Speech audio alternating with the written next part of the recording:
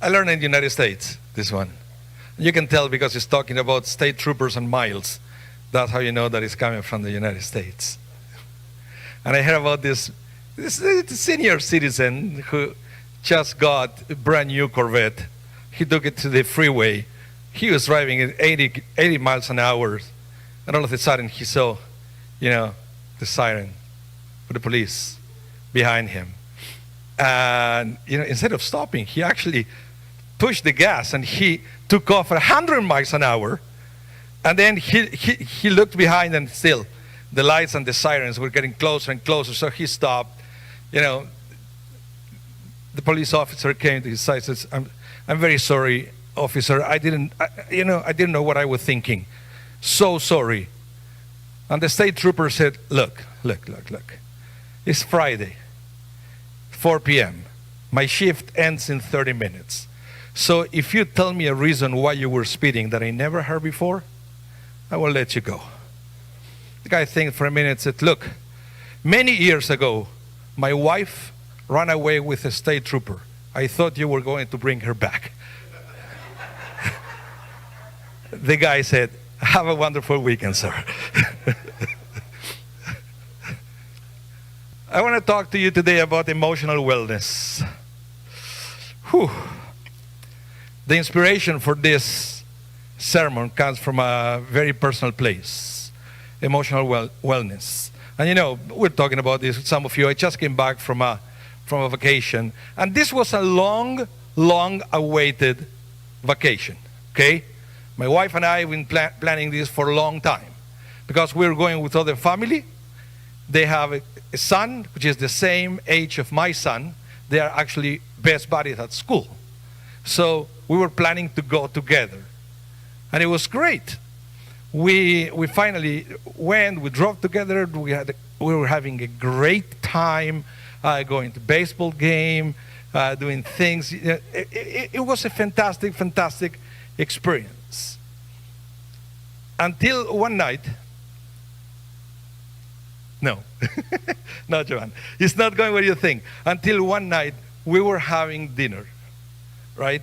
And sometimes I wish I would listen to my wife more when she always said, don't bring the cell phone, okay? And I got a notification, and it was from I-24 News, the news channel from Israel, and it was a notification saying that the dead bodies of 6 hostages were found by the IDF.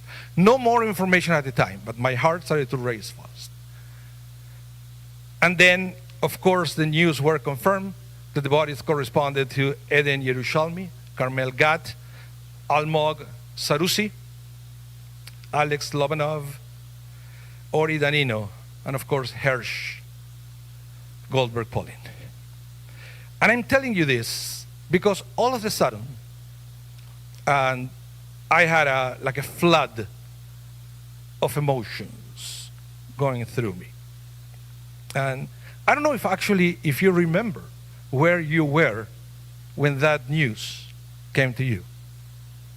Can you remember? Because I will never forget that. We were having dinner. And then the other thing that I can never forget is all the feelings that I was having at that moment. Feelings like I was heartbroken to begin with, and I was aware of that. Pain, sadness, helplessness. And you know what? Also anger. For a moment, hatred. And I even crossed my mind these emotions and these ideas of revenge. I don't know, again, are you aware of what you were feeling at that time? And I have to say that to all that list of feelings, after that I have to add guilt. Because now I was guilty that I was feeling all those things. But then I realized that all these unannounced, I call it unannounced feelings or unannounced or uninvited thoughts are natural. And it's happening to us all the time. Sometimes there are feelings that we have that we didn't invite to our lives. They came to us through bad news, things that we see, things that we experience, and now we have these feelings, now we have these thoughts. We didn't invite them into our lives, but here they are. Okay? That's human nature. Nothing you can do about it. But then the thing is, our responsibility, once we detect and when we are aware of those feelings and those thoughts, our responsibility is not to settle on them, but to find a way to overcome those feelings and those thoughts. Why is that? Because we come to this world with a very specific task. And we read it early on in the Torah when God said to Abraham, I'm going to bless you and you're going to be a blessing to the world. We are Bnei Abraham. We are the children of Abraham.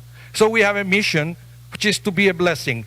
And if we don't do something with those bad feelings and bad thoughts, we can never be a blessing to others. So we have to be very careful what we let inside ourselves. And then it comes to this portion. And there's something very interesting. Because it says at the very beginning, Shoftim veShotrim, which means judges and officers, you shall place in all your gates. That's the very opening of our portion. And there is a very famous rabbi from the 17th century. He was an expert in Talmud, Rabbi Shabtai Meir HaKohen. Maybe you never heard about him. I read a few of his comments, Talmudic comments. He was brilliant.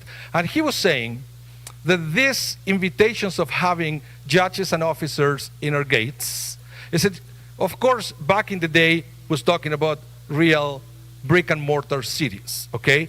But in our days, and in every generation at the same time, that verse is a commandment for each one of us to protect our gates. And he was saying that everybody has 7 gates that we need to protect with judges and police officers. Which are the 7 gates? He was saying we have the 2 eyes, 2 ears, 2 nostrils, and a mouth.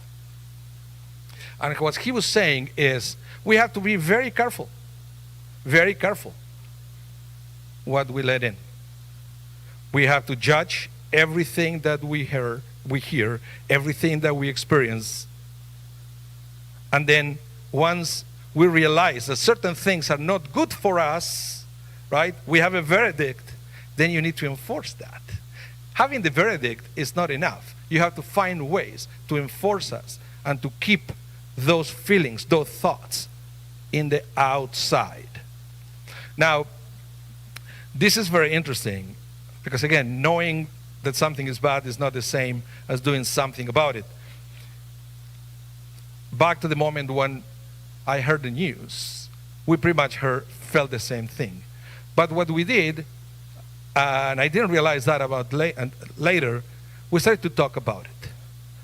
And that conversation that came on that dinner table became a way to support each other to deal with those feelings and to realize that, keep moving forward with those feelings of sadness and anger. It wouldn't take us anywhere. So we find a way to support each other, to uplift each other, so we could somehow continue enjoying that vacation, if at least it's for the sake of the kids. And I was realizing that there is no one formula. There is no one way to protect ourselves from bad feelings and bad thoughts. But it is an important thing, and we read it this week in this parsha. There is an important thing to, number one, be aware of your feelings. Don't feel bad. Don't feel bad if you have bad feelings, bad thoughts. Don't feel bad about that. That's an invitation to find a way to correct it. Things are going to come without an invitation. It's up to you to design your own strategy to deal with that. So, look, I was realizing that we only protect things that they are valuable, right? Before we went on holidays, first thing we did is, you activate the alarm because you want to protect your house and all the valuables inside. You go to a hotel, first thing people look at the hotel, what is the safe? So I can put the passports, right?